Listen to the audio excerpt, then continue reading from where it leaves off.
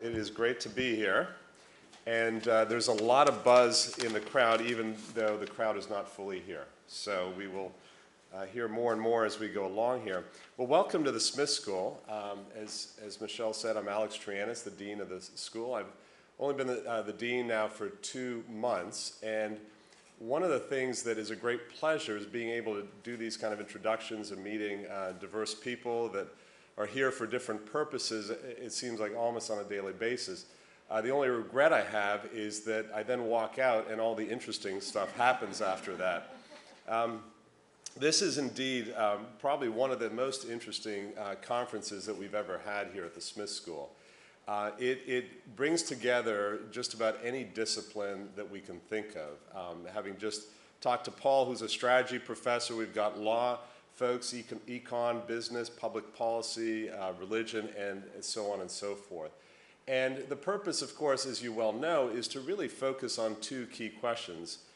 First of all, what do the world's major organized religions prescribe about business and financial ethics and behavior? Seems like a pretty fundamental and important question that, despite being so fundamental, we may not actually understand as well as we'd like.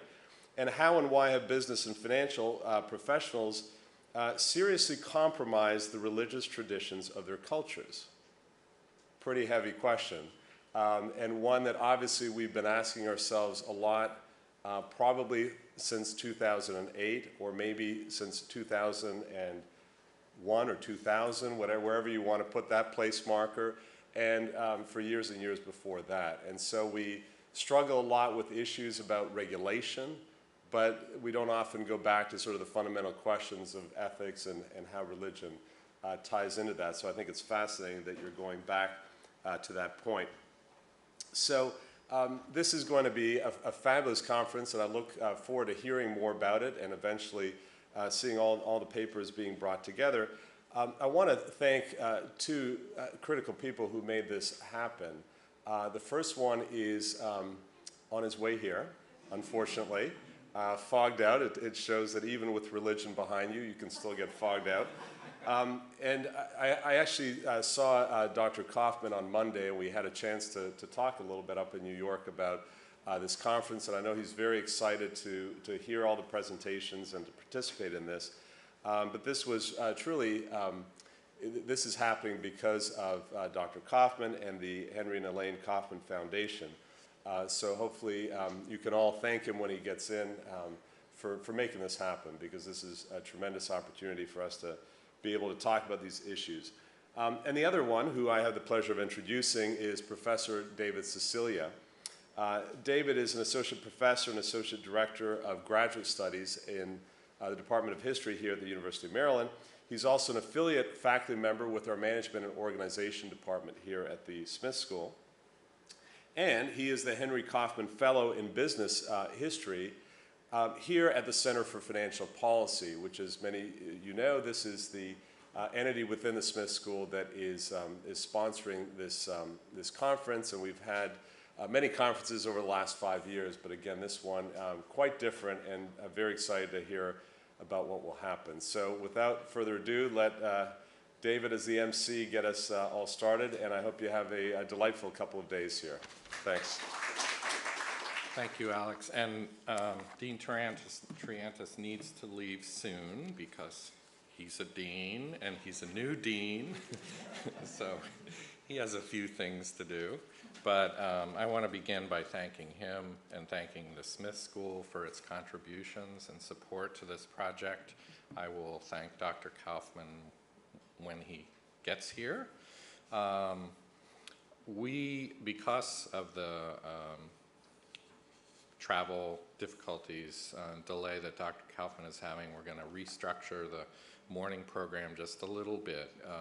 After my brief opening comments, he was going to give a prefatory talk, and I would follow with my talk, so I think I will make my comments and then do my talk, and he can do his next. So just a switch there.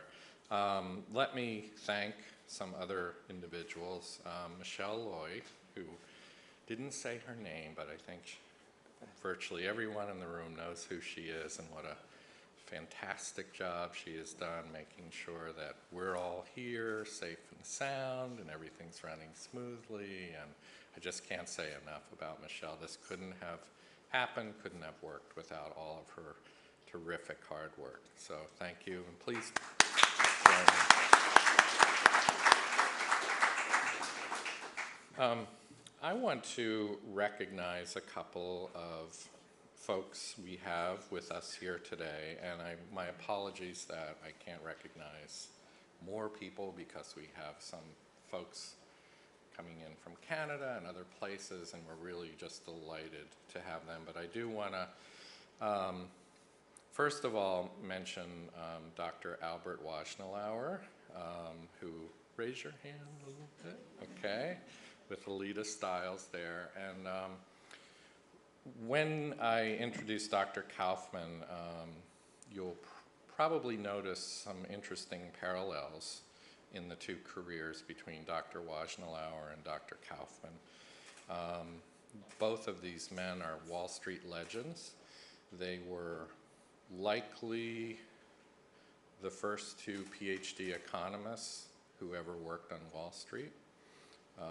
Dr. Waschnelauer began his career at the Federal Reserve Bank of New York and spent most of his professional career at First Boston, which became CS First Boston.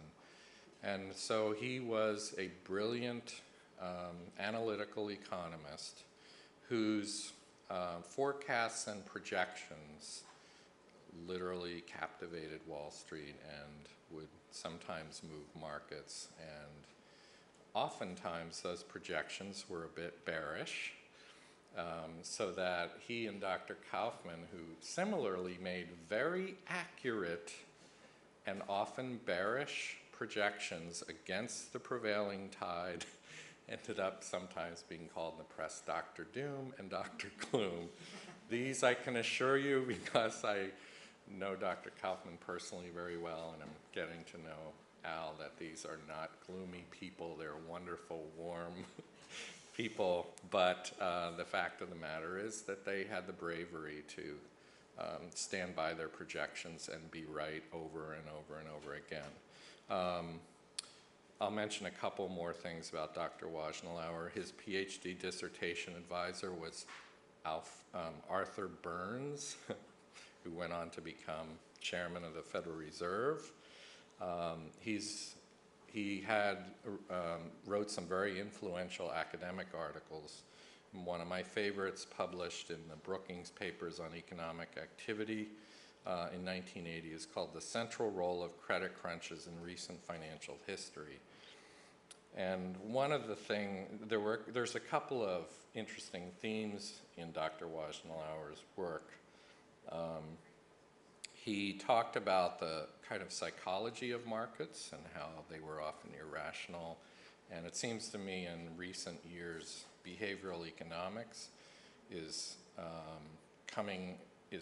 really supporting this early stance, because one of the major findings of behavioral economics is that people tend to be overly optimistic and prone to taking unnecessary risks. I could go on, but let me go to my, just another mention of a very special individual we have here today. Dr. Max Stackhouse, if you could please raise your hand. Dr. Stackhouse is Rimmer and Ruth DeVries Professor of Reformed Theology and Public Life Emeritus at Princeton Theological Seminary.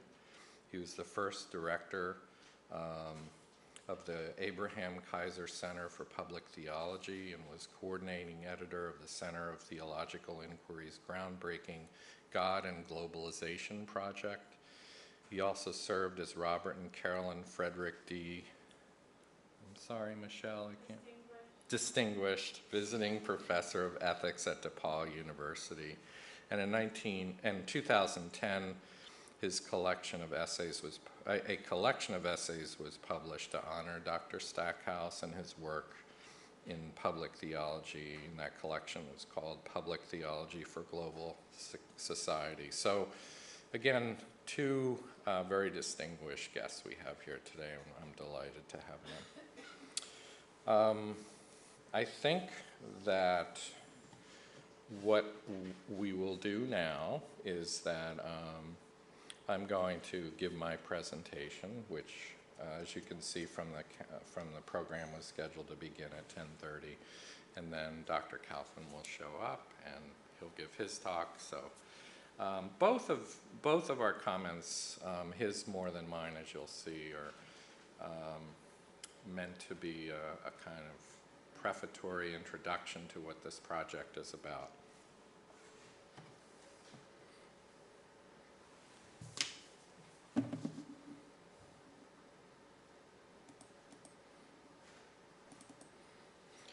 So I learned from years of teaching that if you put text in your PowerPoints, the students only write down what's there, nothing more, nothing less. So I don't do text anymore. Because then they have to actually listen to what I'm saying and think about it and maybe do this strange thing called take notes.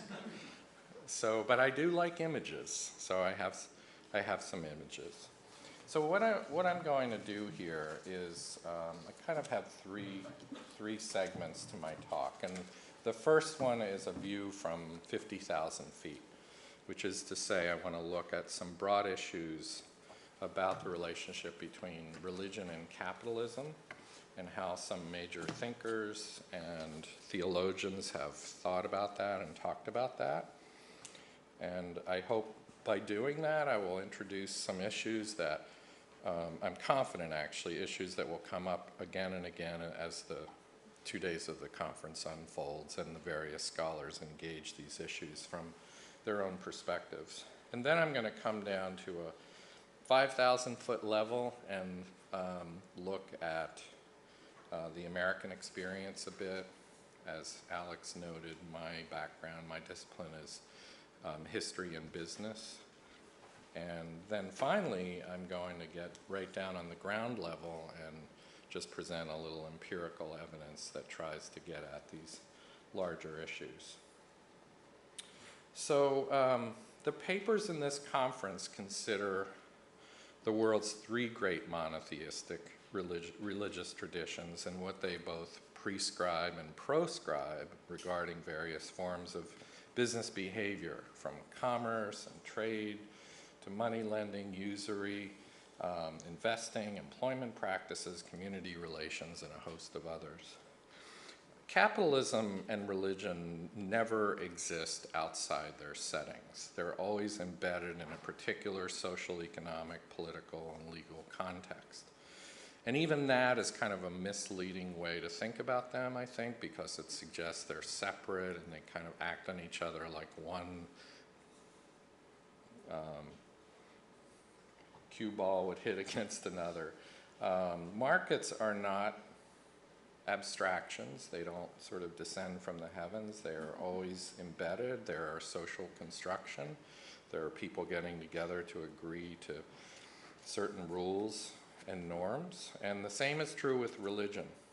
I want to suggest that historically, religion and capitalism have been two of the most powerful modalities ever devised by humans for organizing societies.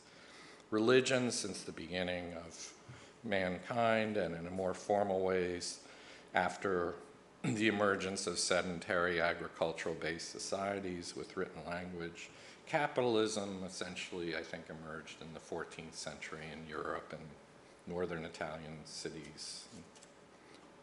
And so can we say that the chief purpose of religion is spiritual and the chief purpose of capitalism is material? To a point, but I think this ignores the sweeping social dimensions of religion, as well as its historical role as a consolidator, repository, and, if you will, manager of great wealth, and sometimes a redistributor of wealth.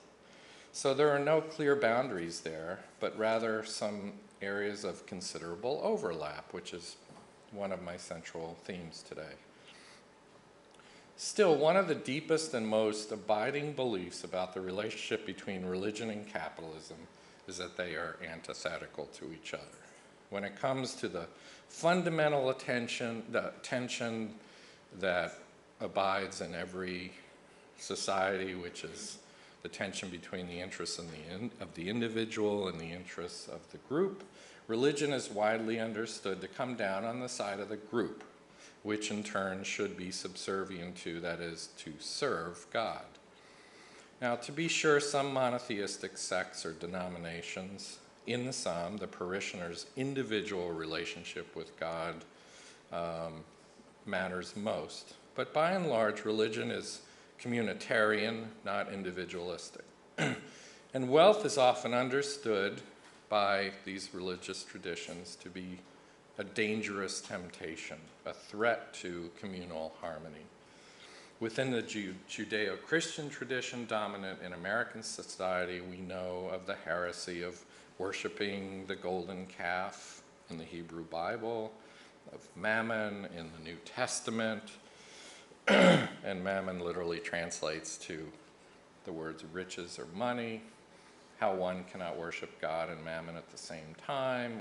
In Matthew, Jesus says famously, it's easier for a camel to get through the eye of a needle than for a rich man to enter the kingdom of God. And I know that that's a really interesting passage subject to, like, what is that needle? Is it part of a rock structure? We'll have a lot of fun debating things like that, believe me, as the days go on. With the arrival of capitalism, theologians could not help but ponder its significance for religious believers. Medieval theologian Richard Lombard spoke of mammon in no uncertain terms. Thanks, Alex. Riches are called by the name of the devil. Now, along comes the Enlightenment, and so thinkers such as Adam Smith, the first modern economist, and that's the only picture of him that exists. He burned all of his papers. He had written a third book. It was brilliant, but he didn't want it to be misinterpreted. So those of you who are not Smith scholars in the audience, I think you know Adam Smith, and you might be wrong. Because we know Smith's widely known passages from The Wealth of Nations about how individual pursuit benefits the larger society. That's a small part of his writings.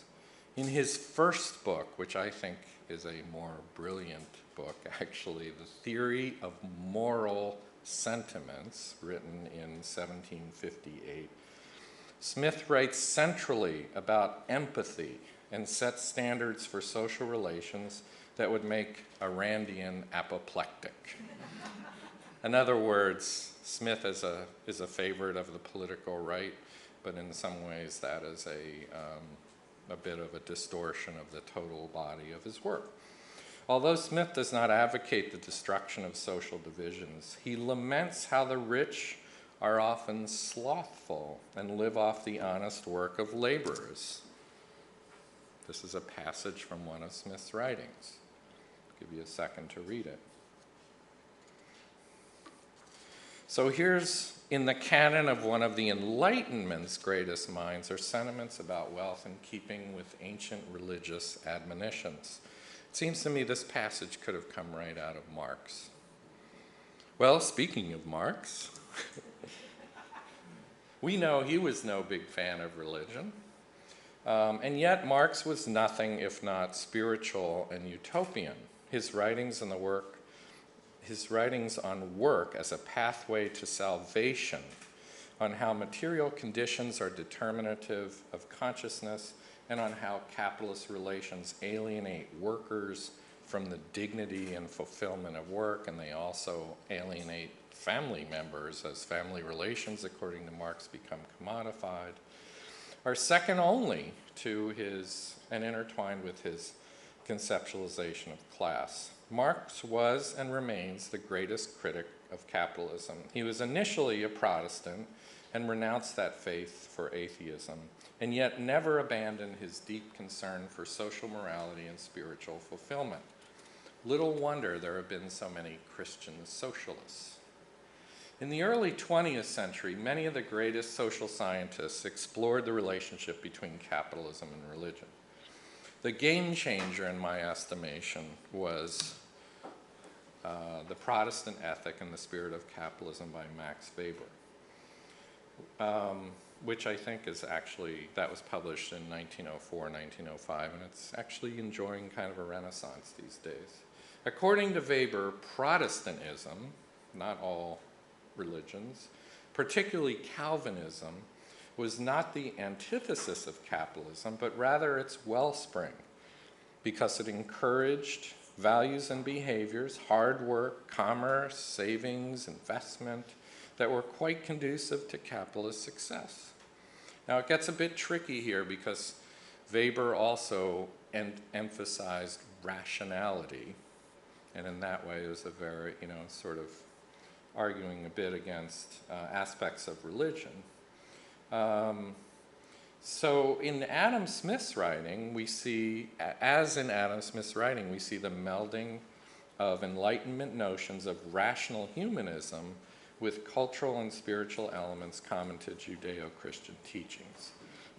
Now it turns out that some of the major criticisms of Weber was that geographically the Calvinist Protestantism didn't line up that well with high-performing capitalist societies, so that was an issue. And yet, it seems to me he performed two major feats. One was to introduce religion as a major causal factor behind capitalism, and secondly, to distinguish among religions in terms of whether they fostered or discouraged capitalism. So we're getting a much more complex understanding now instead of religion being antithetical to capitalism. So anyway, this brief review of some key theological, philosophical, sociological notions leads me not to suggest that Weber was the first to get it right, but rather that Smith, Weber, Marx, and others I don't have time to talk about understood that secularism did not automatically imply amorality, that spiritualism was not necessarily confined to the domain of religion, and that some religions, by encouraging work, savings, and investment, also encouraged the growth of capitalism. Or to state the last point a little differently, that in societies strongly dominated by particular religious traditions, religion is kind of like the water in which every fish is swimming, devout or secular. And this is a theme I'll come back to. I just would conclude this first piece with a different point, a different way of thinking about the relationship between religion and capitalism that I don't see much in the literature. Some churches, as I mentioned, were complex organizations that commanded great wealth.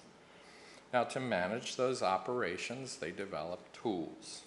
Medieval monks, for instance, invented something called double entry bookkeeping, which you may think is boring, but as a business and economic historian, I think it's one of the sexiest things that's ever happened in history, okay? It quite simply allowed merchants for the first time to understand if they were making a profit instead of just operating off cash flow. So this guy's a big hero right here, a Franciscan monk mathematician who wrote a manual on double entry bookkeeping. Another great innovation, which some scholars believe that railroads first developed, like Alfred Chandler, but others think came out of the Catholic Church, was the managerial hierarchy. And again, these are powerful instruments developed by churches, diffused into capitalist secular life for the same reasons, which is the challenges of managing wealth and complex organizations. Okay, so now to my next level, the 5,000-foot level. I want to welcome Dr. Henry Kaufman. I'm glad you made it in spite of the weather challenges. As I switch to the US story, I want to just give a little data again to kind of help set the stage for the next 2 days. So It turns out it's really hard to find data on religious affiliation in America. So this is 1890, and there's a lot of undeclared people in there.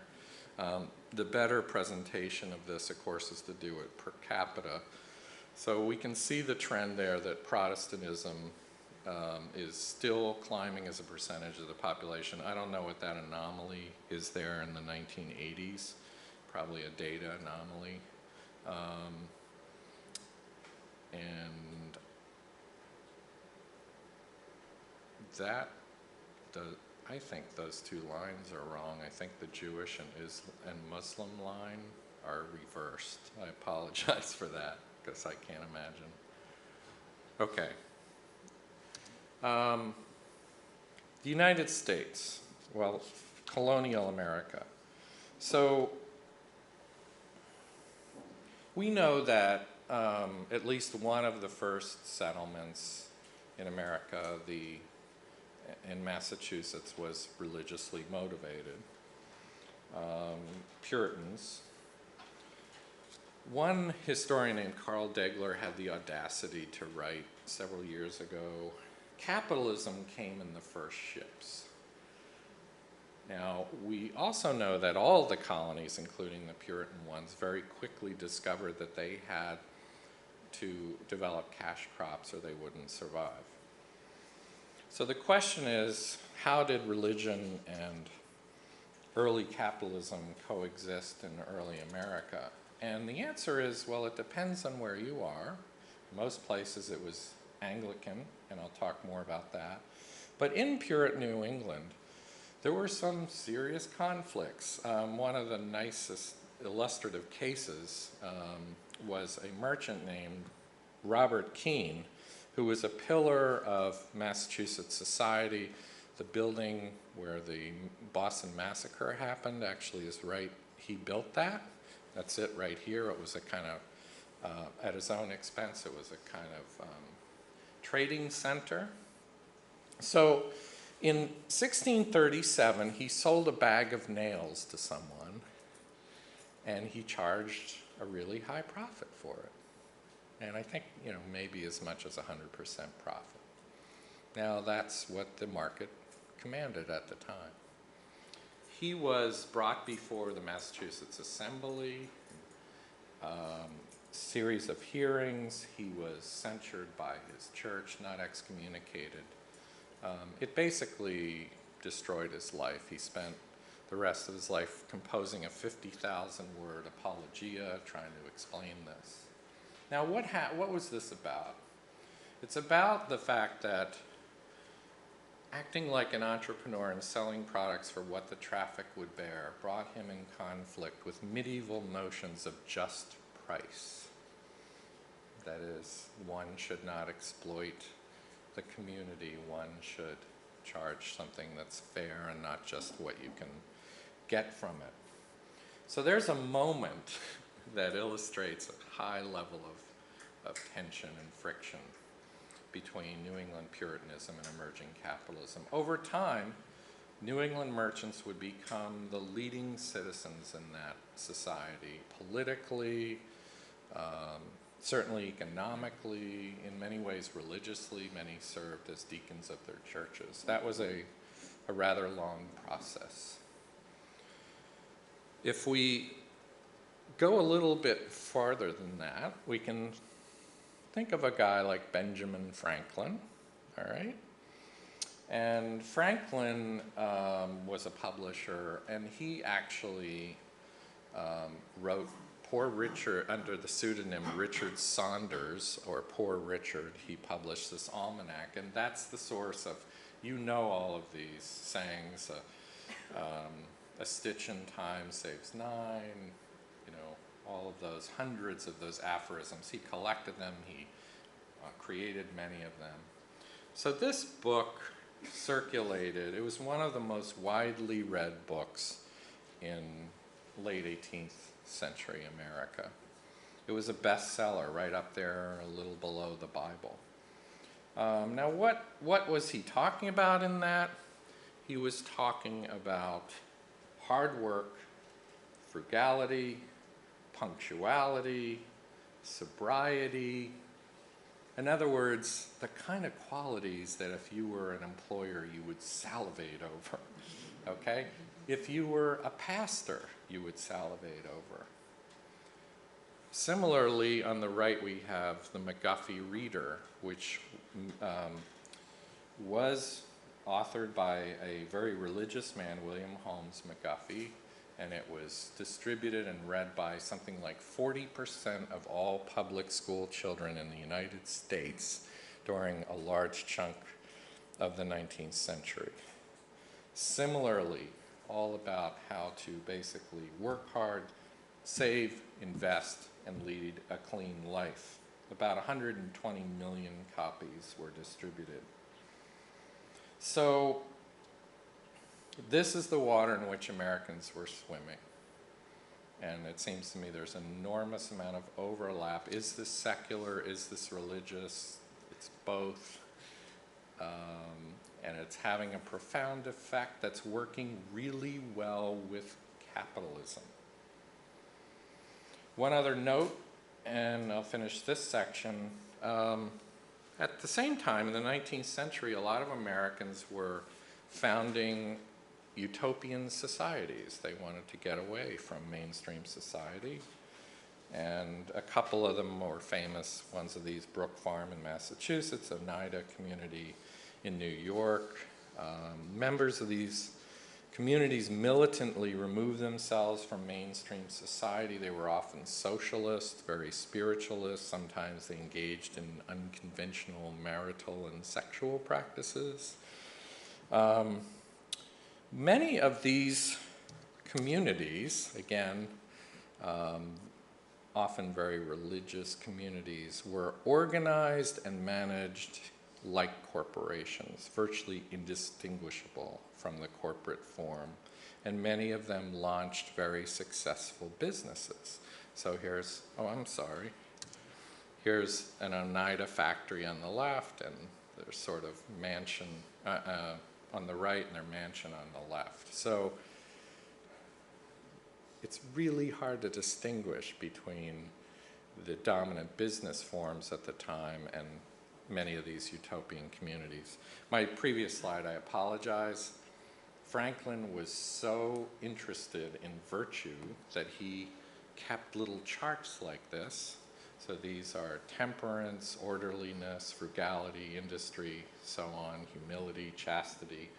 And he would check off every day whether he had abided by these virtues. Okay? And he also had daily schedules, 5:30 in the morning. What good am I going to do today? And then at 1:30 in the afternoon, what good have I done so far today? Okay? So again, this is the water in which Americans are swimming. Okay, so finally, I want to come down onto the ground level and talk a little bit about, I could carry this story through to the Gilded Age and so on, and it's a fascinating, evolving story. I want to look at some empirical work on the relationship between religiosity and business behavior, because that's central to this conference, right? If you're religious, you act more ethically. And it turns out that we know in the last couple of decades, in business schools and other places, corporate America, there's a huge interest in CSR, corporate social responsibility, business ethics. The Journal of Business Ethics was founded, I think, in 1982. This is taught in all the curriculum. Many of you are experts in this here in the audience. And as a result of this, and because of the kind of work that people in business schools and economics departments do, those regressions and controlling for all those variables and everything, there's a lot of work like that that tries to get at this question. So I thought that's part of my my chapter, is to really investigate what this literature tells us. So I want to share with you just a few findings about that. It's a rich and complicated literature, There's a lot of contradictory or ambiguous findings in it. So there is no, by and large, no powerful, clear findings. Let me summarize a few points. One, most Americans think, and I want to say also, I should have said this before, why the US is a particularly interesting case is that it's one of the most business, capitalist-oriented societies on earth. It's also one of the most religious societies on earth. Many people don't know that, but by all the standard measures, church attendance, professing to believe in God, go down the list, Americans are very, very religious. Most Americans think that religion has a positive effect on business, and they want more of it. So in a Gallup study in 2002 showed that 28% of the respondents thought that religion should be actively encouraged in the workplace. 50% said it should be tolerated. So in other words, we're not hearing people say, well, that's like separation of church and state, separation of the corporation or business and religion. We're not hearing that. Only 21 said it should be discouraged. And interestingly, those findings are higher than what they thought other people would say. So most people were saying, we think other people wouldn't want religion as much, but we want it a lot. Number two, religious people, and I should note here that a lot of these studies rely on self-reporting, and I'm uncomfortable with those. I like the studies that look at actual behavior instead of people saying how religious they think they are. They enjoy better reputations among strangers, among members of their peer group, and in their own eyes. So religious people in business settings are generally trusted by other people, and they feel good about themselves and feel that they act more ethically. A third interesting finding to me is that religious people tend to act pro-socially toward each other. They're more helpful, they're less aggressive. In a study of bankruptcy, for instance, church membership correlated strongly with lower bankruptcy rates. However, the investigators believed that this was because of a social safety net effect, meaning that they would help each other if they got into financial trouble, more than that religious people were necessarily better at honoring their debt commitments. A fourth finding, notice I said in the last point, more pro-socially toward each other. Well, a bit of a troubling finding is that about the differential ways that religious communities act toward in-group themselves and out-group others. There's little or no evidence that religious people act more pro-socially toward out-group members who hold different values. And there's some evidence that evangelicals actually act negatively, not just no more pro-socially toward out-group members with different values. And this pattern, to use the social science parlance, is delimited coalitions and alliances. So in other words, evidence that religious communities tend to be very inwardly focused and self-supporting, but not so pro-social toward other religious communities or non-religious. A fifth finding is that, and one of the most powerful studies in my view, by Parbotina in 2008, he collected data on more than 63,000 individuals from 44 countries to see if the religious among them were less likely to engage in unethical behavior, things like cheating on taxes or riding the subway without paying the fare if you can get away with it. I show you the summary of these findings to make a point that the very notion of what it means to be religious is complicated. I don't have to tell members of your group here, but I want to underscore it. So what we see here is that where there's a strong correlation, affective, that's basically people who say things like, God is a very important part of my life, or religion is central to my life. And in that category, there's a very strong correlation between those beliefs and ethical behavior. But in other things like just belief in religion, no correlation, or belief in church authority, a very low correlation. So when we say the word religious, we have to kind of uncouple it in a way. One of the most robust findings is that individuals respond very strongly to their settings and to their social roles they are expected to play in those settings.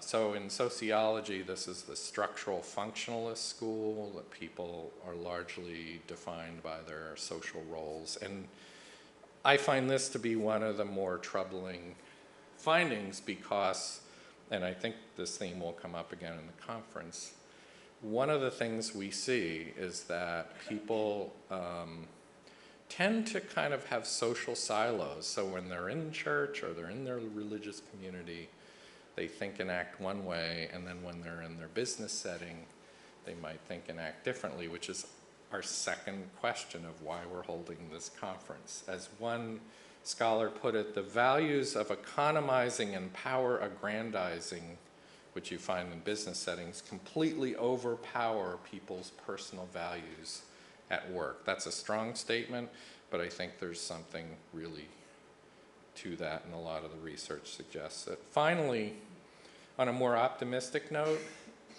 research in behavioral economics has shown us that reminders of moral codes have a profound effect on people's likelihood to do things like lie, cheat, and steal. So here at the University of Maryland, for instance, whenever a student takes a test or turns in an assignment, they have to handwrite an honor code that says, you know, I have not cheated on this. They have to do it right before they take the examination. And there's powerful evidence that that has an effect on lowering cheating.